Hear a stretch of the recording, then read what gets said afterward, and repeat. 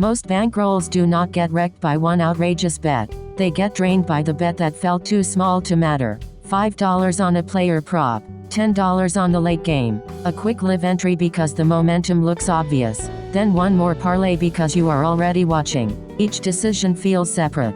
That is what makes the habit so expensive. The biggest bankroll leak in sports betting is treating constant action like harmless entertainment. You are not always making one bet. You are building a stack of decisions, and the stack can become much larger than the amount attached to any single entry. Imagine a $200 bankroll. A $5 unit sounds conservative, but 8 $5 entries in one day is $40 of exposure, or 20% of the entire bankroll. Add a few live bets, a late parlay, and a position you took because you did not want to watch the game without action, and the risk is no longer small. It only arrived in small pieces. That is the habit this video is about. Betting because a bet is available, not because the decision cleared your standard. The first disguise is action creep. You start with the one play you researched. Then you notice another matchup. Then a player you like gets a line that looks close. By the time the slate begins, the original plan has turned into 5 or 6 entries, and the extra bets feel justified because each one is only a fraction of the bankroll.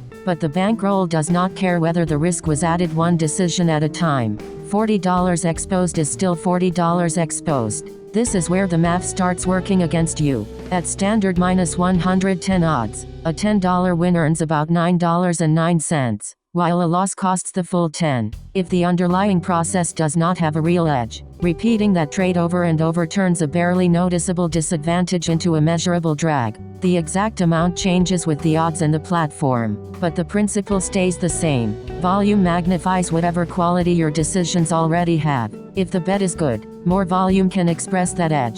If the bet is average, more volume simply gives the average more opportunities to hurt you. The second disguise is the entertainment bet. This is the entry you make because the game is on, because your favorite team is playing, or because you want a reason to keep checking your phone. It may be $5, and $5 does not feel important in the moment. But entertainment bets are not judged by the same standard as your researched plays, which means they quietly lower the quality of the whole card. The problem is not enjoying the games. The problem is charging your bankroll for entertainment while calling it analysis. The third disguise is the rescue bet. You have had a slow day, or one of your better picks loses, and suddenly the goal changes. You are no longer looking for the best decision on the board. You are trying to make the day feel different before it ends. That is when a small bet becomes a larger bet, a straight play becomes a parlay, and a game you never planned to touch becomes the answer to a problem it did not create. This is also where I use Parlay, because it gives me a second layer of context before I add another entry.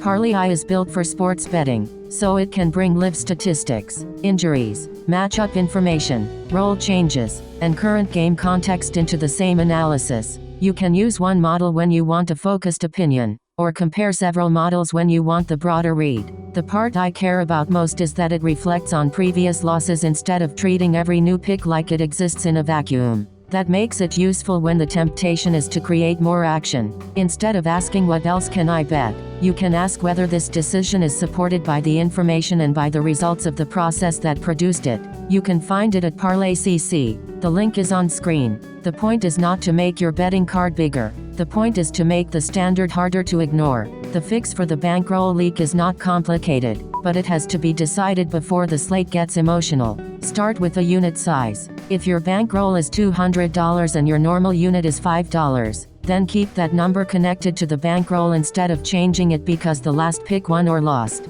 The percentage does not have to be the same for everyone. Consistency is the important part. Then set a daily exposure limit. This is different from deciding how much you hope to win. It is the maximum amount you are willing to have at risk before you see the results. If your limit is 3 units, a fourth interesting matchup is not an invitation to make the limit flexible. It is a no bet. Next, separate research from selection. Look at the slate, gather the context, and then choose the entries that survived the same filter. Do not let the act of researching a player create an obligation to bet that player. Before you submit an entry, write one sentence explaining why it qualifies, not why it feels exciting, not why you want action. What specific information makes the price worth taking? If you cannot write that sentence without using words like probably, always, do, or lock, the answer may be to pass. There is one more rule that protects against the quiet leak.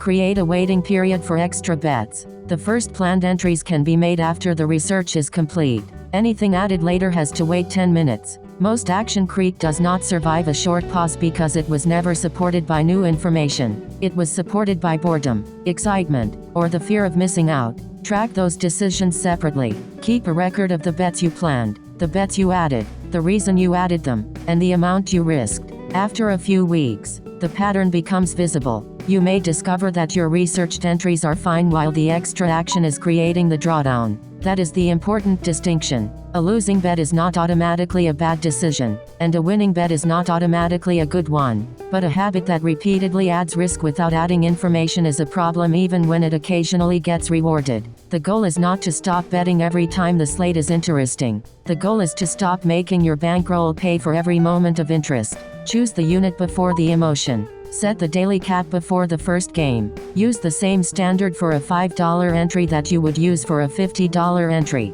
And let new information justify new risk instead of letting the availability of another market do it. The bet that quietly drains your bankroll is rarely the one that looks reckless. It is the one you keep making because it feels too small to count. Make every entry count, or leave it alone.